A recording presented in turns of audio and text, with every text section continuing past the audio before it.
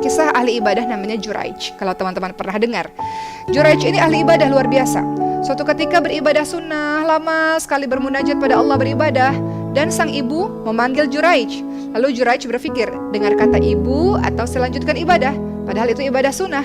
Maka Juraij memilih untuk beribadah sunnah. Sampai ibunya kesal, marah, dan ibunya mengatakan kalimat-kalimat yang buruk. Sebelum engkau mati, wajahmu dipertontonkan di hadapan para penzina. Kadang kalau orang tua sudah marah, bisa mengucapkan apa saja. Dan apa yang terjadi kepada Juraij? Juraij difitnah oleh seorang wanita penzina.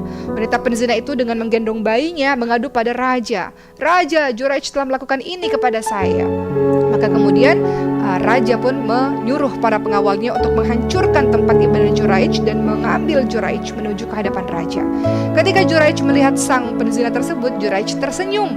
Dan kemudian raja mengatakan, kenapa engkau tersenyum? Karena aku teringat kata-kata ibuku bahwa kelak nanti wajahku ini akan dipertontonkan di hadapan para penzina, di hadapan penzina. Maka Juraij pun tersenyum. Dan singkat cerita, di akhir kisah itu adalah Juraij terbukti tidak melakukan perbuatan zina itu karena sang bayi itu bisa berbicara. Ingat, bayi yang berbicara itu tidak hanya bayi Isa alaihissalam.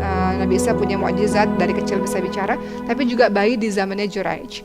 Jadi bayi itu mengatakan, Juraij tidak pernah sama sekali melakukan sesuatu yang buruk kepada ibuku. Akhirnya Juraij selamat. Tapi kisah ini teman-teman sekalian menerangkan kepada kita semua, kalau engkau berbuat buruk, durhaka, menyakiti hati kedua orang tuamu, dan kedua orang tuamu atau ibumu mengatakan sesuatu, itu bisa saja terjadi dalam kehidupanmu.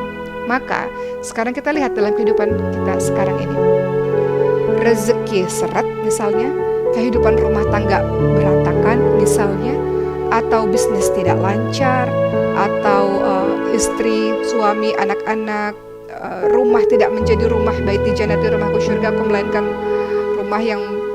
rumahku nerakaku misalnya, atau apapun itu yang terjadi dalam kehidupan kita. Coba kita introspeksi diri. Mungkin kita ada salah kepada kedua orang tua kita. Mungkin kita pernah mengucapkan kata-kata yang kita sudah lupa, yang membuat orang tua kita ingat dan terluka hatinya, yang membuat tidak berkah dalam kehidupan kita. Mungkin saja itu terjadi. Maka kembalilah kepada orang tuamu teman-teman sekalian, dan minta maaf akan apa yang kita lakukan sengaja maupun tidak sengaja. Minta maaf akan perbuatan-perbuatan yang kita lakukan, perkataan-perkataan yang kita ucapkan, yang kita sadari maupun tidak sadari. Sebagian orang mengatakan, wajar saja aku tidak berbuat baik pada kedua orang tuaku. Wajar saja aku durhaka kepada kedua orang tuaku, karena orang tuaku juga zalim kepadaku. Orang tuaku juga melakukan kekerasan ketika aku masih kecil. Orang tuaku juga tidak baik kepada aku, sehingga aku marah. Wajar saja kalau aku tidak berbuat baik kepadanya, karena mereka tidak pernah berbuat baik kepadaku. Teman-teman yang dirahmati oleh Allah Subhanahu wa Ta'ala, ciri orang-orang yang bertakwa salah satunya adalah mudah memaafkan. Siapa yang bisa membuat kita ini mudah memaafkan kesalahan orang lain, terkhusus orang tua? Allah Subhanahu wa Ta'ala. Minta kepada Allah Subhanahu wa Ta'ala untuk kita bisa mudah dalam memaafkan kesalahan orang yang sangat berjasa dalam kehidupan kita. Mungkin sebagian orang tuanya teman-teman tidak seperti orang tua yang lain. Orang tua yang lain menjalankan tugasnya baik, tugasnya luar biasa, amanah, penuh dengan kasih sayang, keluarga yang harmonis. Mungkin Allah uji keluarga teman-teman salah satunya dengan orang tua yang zalim, mungkin orang tua yang tidak amanah, orang tua yang berbuat buruk kepada kita. Namun apa yang harus kita lakukan? Tetap saja, apapun perbuatan buruk orang tua itu menjadi dosanya kepada Allah Subhanahu wa Ta'ala, dan tetap saja apapun keadaannya, beliau punya jasa yang luar biasa yang tidak pernah bisa kita balas. Apa itu? Engkau ada di dunia ini sebab mereka. Engkau hidup di dunia ini sampai hari ini sebab engkau dilahirkan dari orang tuamu, dari ibumu. Maka apapun perbuatan yang dilakukan oleh orang tua, minta sama Allah agar engkau mampu untuk memaafkannya, agar engkau diberi kekuatan untuk bisa melakukan amal saleh. Ingat, orang tua lagi-lagi punya batas waktu teman-teman sekalian. Orang tua tidak selamanya hidup, ada batas waktu, agar kelak engkau tidak menjadi orang yang menyesal karena belum sempat berbakti kepada kedua orang tuamu. Maka caranya bagaimana agar engkau bisa berbuat baik padanya, agar engkau tidak durhaka kepadanya? Apapun perbuatan orang tua yang pernah menyakiti dirimu misalnya, tadi engkau minta pada Allah Subhanahu wa Ta'ala agar engkau bersih hatinya, agar engkau dimudahkan untuk memaafkan kesalahan orang tuamu. Kedua, engkau doakan kedua orang tuamu.